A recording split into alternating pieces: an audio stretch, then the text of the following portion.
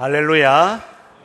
복된 주의 날 예배의 자리에 나오신 사랑하는 성도 여러분, 주님의 이름으로 환영하고 축복합니다. 이 예배의 자리에 우리 하나님 성령으로 함께하여 주시고 변함없이 우리에게 크신 은혜 베풀어 주심을 믿으시기를 바랍니다. 우리 앞뒤 좌우로 성도의 문안 인사 나누시겠습니다. 한 주간 평안하셨습니까? 하나님이 함께 하십니다. 네, 감사합니다. 오늘은 평안에 이르는 길이라는 제목으로 잠시 말씀을 살펴보고 함께 은혜를 받고자 합니다. 이 평안하면은 모든 사람들이 원하는 것이죠.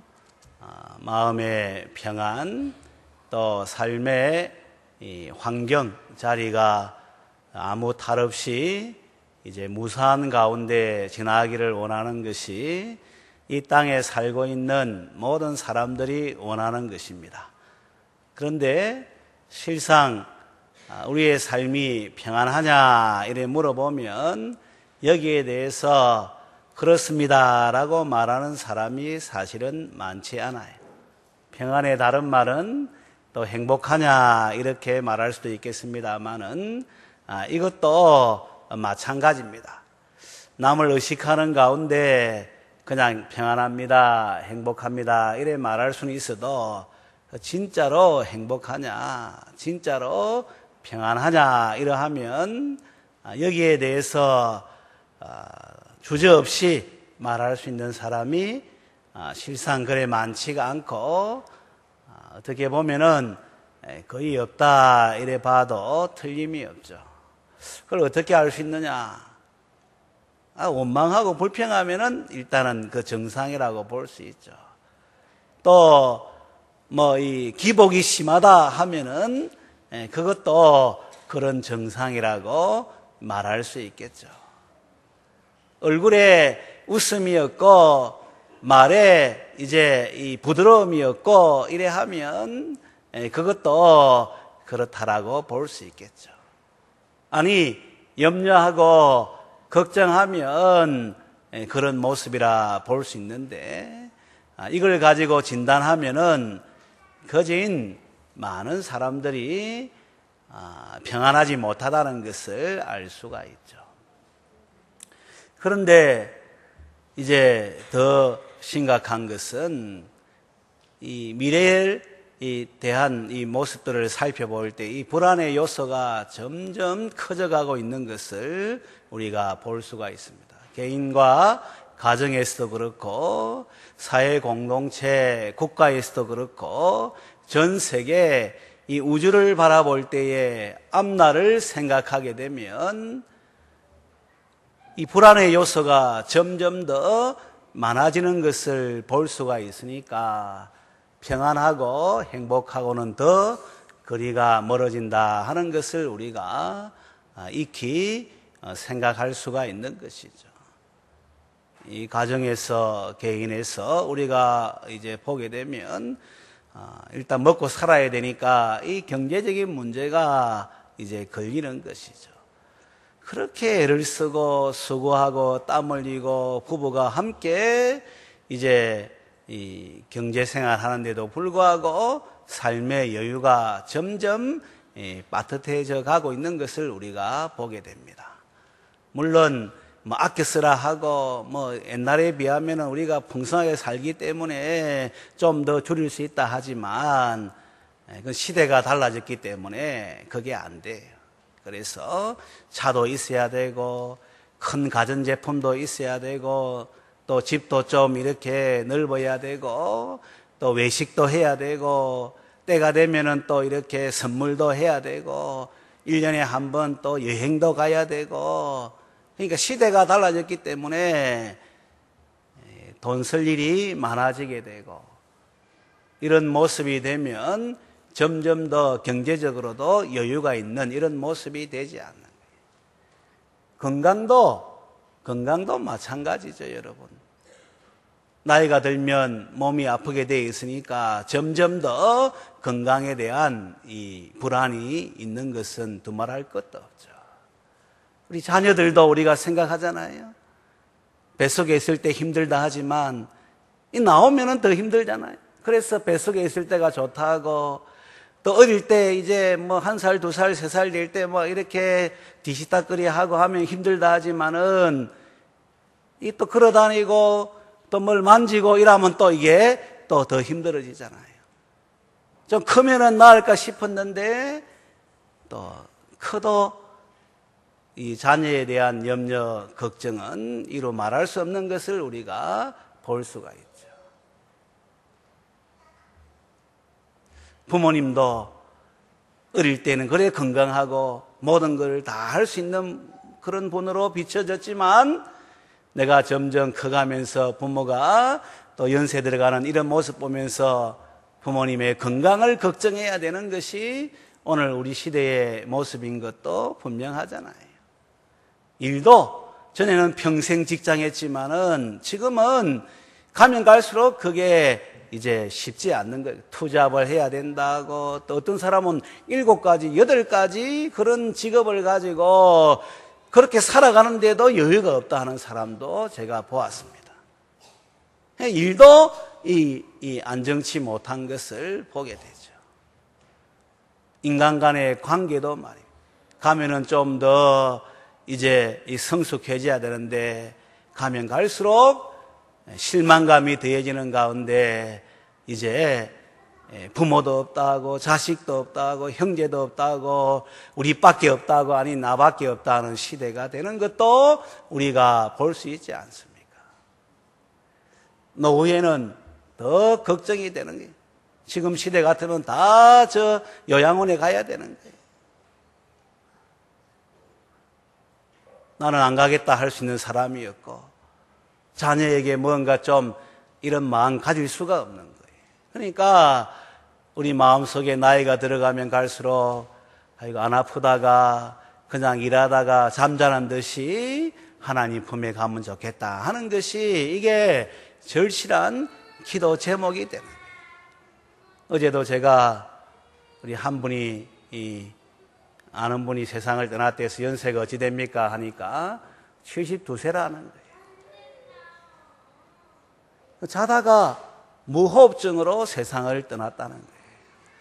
79세 같으면은 어떻게 보면은 아직까지 한참 때인데 아직까지 이 경로당에 가면은 제일 말단이 되고 이래 하는데 세상을 떠났다 하니까 이 참 안타까운 일이잖아요. 그런데 또 한편으로는 주무시다가 그냥 이렇게 고통 없이 그냥 이 세상 떠났으니까 마침 이분은 믿는 분이니까 오히려 일찍 떠난 것은 조금 마음에 좀 그렇지만은 복된 죽음을 맞이했다. 그냥 80 산다고 90 산다고 여기 아프다고 저기 아프다고 이 염려 걱정하다가 자신뿐만 아니라 자식한테도 이렇게 부담을 주고 이렇게 하면은 이게 사실은 마음이 편치 않잖아요. 영혼의 관점에서 보면은 70이든지 100이든지 그거는 아무런 의미가 없는 숫자가 되는 것이니까 그런 생각이 들어서 그분한테 그래 참 한참 때 하나님 부름받아서 좀 그렇게 했습니다만은 그래도 고통 없이 하나님 부름받았으니까 또 감사의 제목도 될 수 있겠다고 제가 그런 말을 했어요. 여러분들이 아마 좀 나이가 드신 분들은 이걸 실제적으로 공감을 할 겁니다. 개인과 이 가정에 이런 불안의 요소가 점점 커져가고 있고 또 사회 공동체, 나라적으로도 이 점점 커져가고 있는 것을 보게 됩니다. 정치가 불안하고 안보가 불안하고 이 원자력 발전소 때문에 그렇고 지금 또 중동 호흡기 증후군 해가지고 여기저기에 불안 요소가 얼마나 많아지는지 국가적으로도 지금 부도를 걱정해야 되고 이런 상황인 것을 우리가 잘 알고 있죠. 지금 있는 사람들이 우리 젊은 세대에 돈 다 땡겨 쓰고 있지 않습니까? 자원들도 다 땡겨 쓰고 있지 않습니까? 그러니까 이 국가적으로도 불안 요소가 점점 커지고 있는 것을 우리가 보게 되는 거예요. 그뿐만 아니라 이 자연재해, 지진도 여기저기에서 지금 일어나고 있고 또 이제 화산 폭발, 지금 뭐 백두산도 폭발한다고 후지산도 폭발한다고 이런 말들 지금 우리가 실감나게 듣고 있지 않습니까? 이상 기온 해가지고 이 미국에도 보니까 텍사스주 인근에는 한 달 동안 막 비가 내려가지고 완전히 막 이 재해 지역으로 선포가 되고, 아무리 튼튼하게 뭐 이렇게 건축물을 짓고 뭐 방어벽을 쌓는다 하더라도 비가 한 달 동안 내린다고 한번 생각해 보세요. 얼마나 사는 것이 힘들어지는 것 우리가 알 수 있잖아요. 또 이제 자원의 고갈이라든지 환경의 오염이라든지 이런 말할 수가 없는 이런 현상들 앞으로 가면 갈수록 더 하게 되는, 미래의 불안 요소가 더 커져가고 있음을 우리가 볼 수가 있죠. 이 시대가 이제 마지막으로 가고 있기 때문에 그렇습니다. 사람들은 마지막에 대해서 별 생각하지 않지만은, 그러나 시작이 있으면 반드시 끝이 있는 거예요. 아침이 있으면 저녁이 있고, 저녁이 있으면 또 아침 오듯이 이제 시작하면은 마지막이 오게 되는 거예요. 지난 목요일 날 네팔에 우리 신나라 선교사님 티베트인들을 대상으로 사역하고 있는데 이 편지가 왔는데, 목사님 지금 여진이 계속되고 있어요. 저는 지진 하나 크게 일라면은 그것으로 끝날 줄 알았는데 이 여진이 계속되는데 참 이게 얼마나 힘들게 하는지 하는 것을 이야기를 하더라고요. 그러면서 뭐라고 얘기하는가 하면, 목사님 이 여진을 통해서 깨달은 게 있다는 거예요. 그게 바로 이 여진의 이 소리들이 신랑이 왔다 맞으라 이 소리로 들렸다는 거예요. 제가 몇 년 전에도 우리 연평도 포격할 때에 우리 한 장로님으로부터, 목사님 주의 발자국 소리가 점점 가까워지고 있습니다. 그래서 제가 한번 우리 칼럼에도 적었습니다만, 이 신나라 선교사가 그 여진 소리를 들으면서 이 걱정도 되고 힘든 이런 상황이지만은 신랑이 왔다 맞으라 이 음성을 들었다는 거예요. 근데 마음에 할렐루야 이래야 되는데 신랑 맞이할 준비가 안 됐다는 이 마음 들면서 얼마나 자기가 이 주님 앞에서 부끄러움을 고백했는지. 이제 6월 달에 되면은 우리 고신 60주년 선교 기념을 해서 선교사들 다 들어와서 선교대회를 하는데 원래 들어오게 돼 있어요. 같이 그래서 또 만나서 대화도 하고 네팔에 대해서 좀 더 실제적인 상황에 대해서 우리가 뭐 도울 수 없는가 이런 얘기 하려고 했는데, 목사님 제가 이번에 원래 들어가기로 했는데 들어갈 수가 없습니다. 지금 이런 상황인데 내 하나 선교대에 가서 또 이렇게 하는 것도 중요하지만은 어려움 당한 사람 주님의 사랑이 되고 손이 되고 발이 되어서 섬기는 것이 더 주님 기뻐하실 것 같아서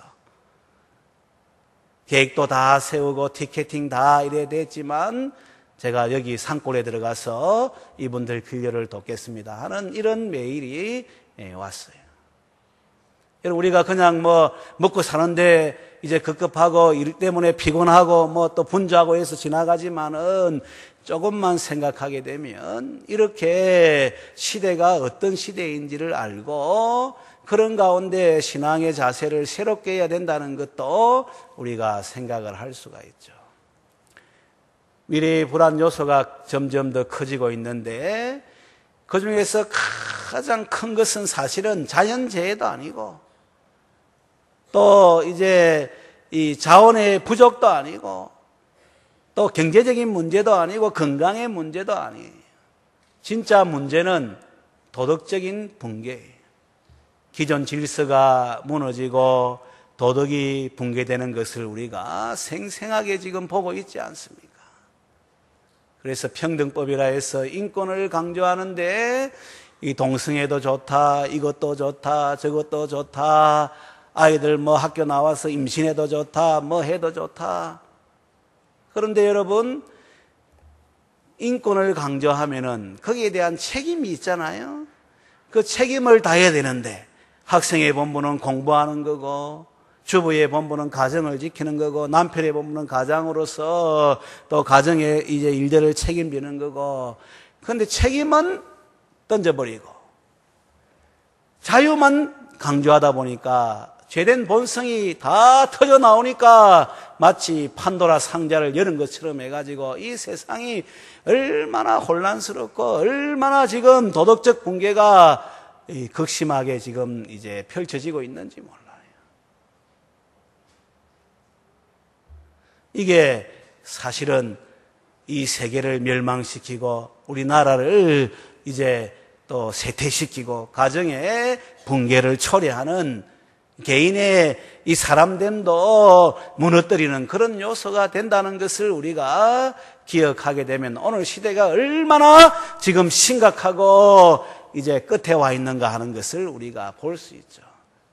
영국은 평등법 받아들인 지 10년 만에 나라가 완전히 이제 하나님을 떠난 나라가 되었다고 울부짖는 소리를 제가 들었어요.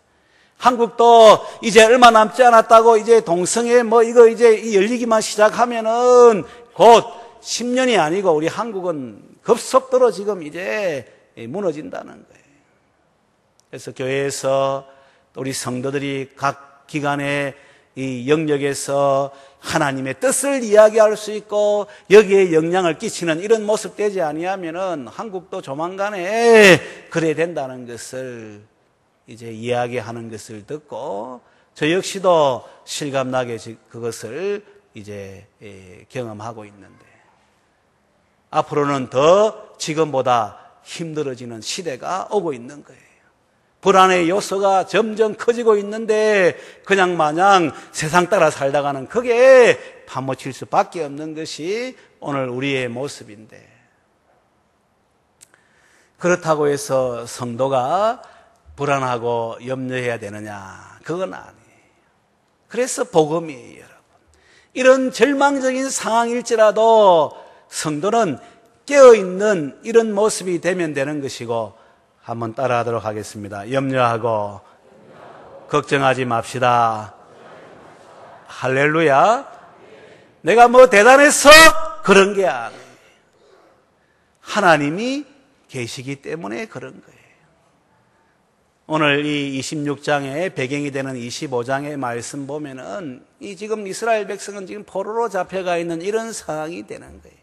그러니까 모든 것에 절망적인 상황인데도 우리 하나님 때문에 이스라엘 백성이 어떻게 되느냐 하는 것을 말씀하고 있는데 자기 백성을 위해서 하나님이 원수들을 대적하고 심판하시고 자기 백성들을 보호해 주시고 또 이 풍성한 잔치의 자리로 이끌어 주시고 이 구약적 배경에서 그리고 이 모든 눈물을 이제 씻겨 주시고 닦아 주시니까 이 25장을 보게 되면 이 찬송하라 이런 내용이네요. 우리 25장 1절 말씀 한번 읽어볼까요? 25장 1절 시작.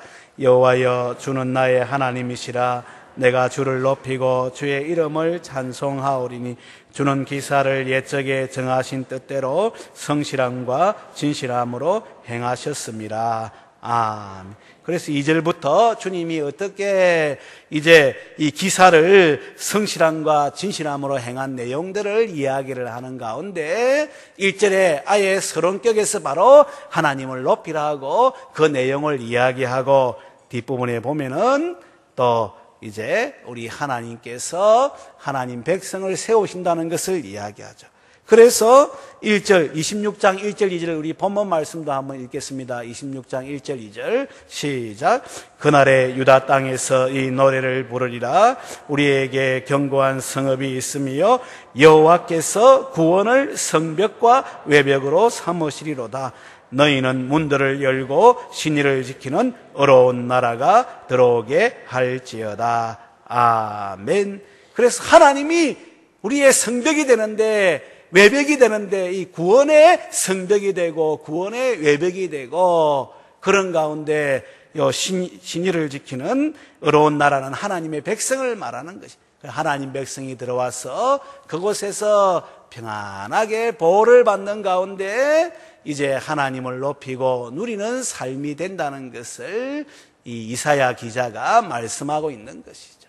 그러니까 여러분, 이게 뭘 말하는가 하면은 한번 따라하도록 하겠습니다. 하나님께서 우리를 구원해 주십니다. 우리를 보호해 주십니다. 할렐루야. 그래서 어떤 절망적인 상황 가운데에서도 우리가 불안하지 않고 염려하지 않고 걱정하지 않고 그런 가운데 구원을 누리고 평안을 누리고 하나님의 사람으로 담대하게 든든하게 살아갈 수 있다는 거예요. 구약적 배경에서는 이래 말씀하지만 전 성경에서 삼위일체 하나님이 우리를 위해서 일하시지 않습니까? 성부 하나님은 우리를 위해서 선택해 주시고 예정해 주시고 부르시고 어렵다 하시고 그리고 이제 거룩하게 빚어가시고 영화롭게 해 주시는 거예요. 성자 하나님은 우리를 위해서 죄 문제 십자가에서 해결해 주시고 영원한 생명 주시기 위해서 다시 살아나셔서 그런 가운데 내가 너희에게 평안을 주노라 이래 말씀하고, 이 평안은 세상이 알 수도 세상이 줄 수도 없는 평안이라 이래 말씀하는 것이죠.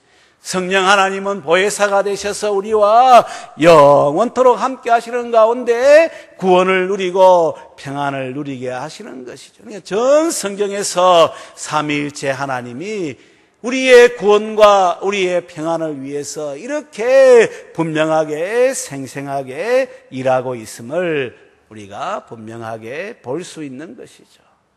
이사야 29장에서도 너희를 향한 나의 생각을 내가 아나니 재앙이 아니고 평안이다. 너희 장래에 소망을 주기 위함이다. 이렇게 우리 하나님이 말씀하시고, 로마서 8장에서도 내가 알거니와 하나님을 사랑하는 자 곧 그 뜻대로 부르심을 입은 자들에게는 모든 것이 합력하여 선을 이루느니라. 이래 말씀하는 거예요.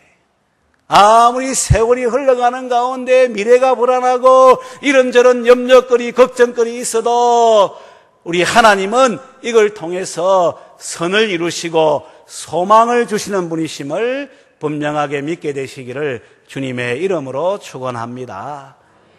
그래서 이 땅을 살아갈 때 미래의 불안 요소를 없애기 위해서 내가 높은 자리 가야지, 내가 돈을 많이 모아야지, 내가 뭘 해야지, 이래 해야지, 저래 해야지, 그건 참된 평안을 주는 게 아니에요.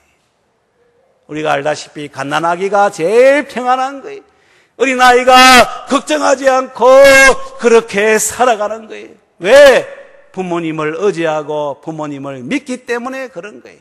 오늘도 우리가 돈 있다고 뭐 높은 자리 있다고 뭐 가졌다고 뭐 배웠다고 그래서 마음이 평안한 게 아니에요.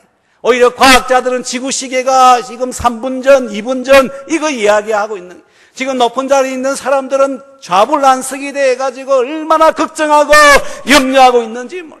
돈 가진 사람들은 이 돈 때문에 내가 망치게 되었다고 이래 말하고 있는 이런 시대인 것을 우리가 분명하게 보고 있는데, 그거 있으면 좀 내가 평안할 거로 생각하면은 큰 오산이고 착각이고 나중에 앞불사하는 거예요. 그래서 성경은 우리의 실생활 속에서 아이들은 보여주는 거예요. 오직 믿음만이 평안하게 한다는 것을 보여주고 있죠.